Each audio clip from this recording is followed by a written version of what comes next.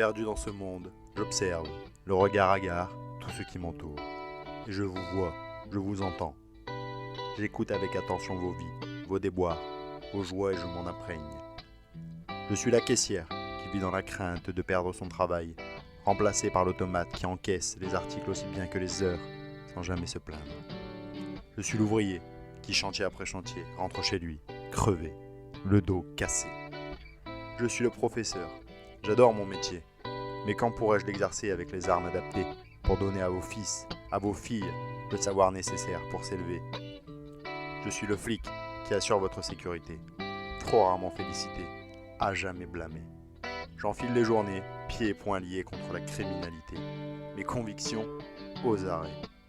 Je suis le médecin et l'infirmière. Je passe mon temps à courir après les blessés. Ma profession est ma procession de foi. Et je vis pour aider.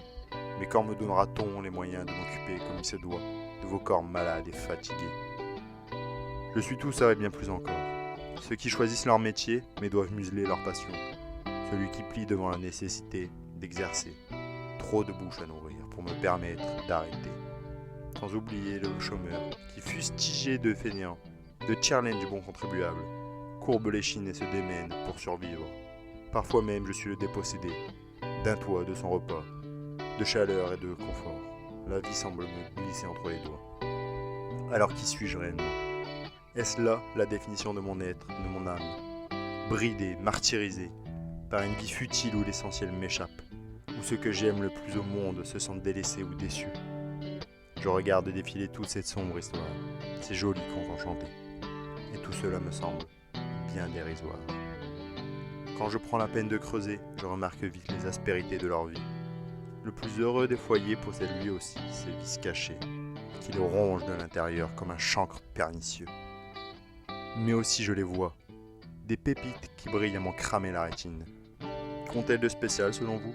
Je me suis posé cette question, et après m'être arraché les cheveux et douté de moi, je l'ai vu, la vérité. J'ai soudainement compris pourquoi le bonheur leur a été donné et à moi enlevé. Ils sont ce qu'ils sont, et se sont acceptés. Ces personnes ont arrêté de courir après ce qui les faisait briller au regard de la société, pour se centrer sur ce qui les faisait vibrer, pour eux, pour leur moitié et leur sang. Des montagnes, ils en ont avalé. Les galères furent nombreuses, mais toutes ont été surmontées. Ils se sont cherchés, et surtout, ils se sont trouvés. Et vous, qui êtes-vous ?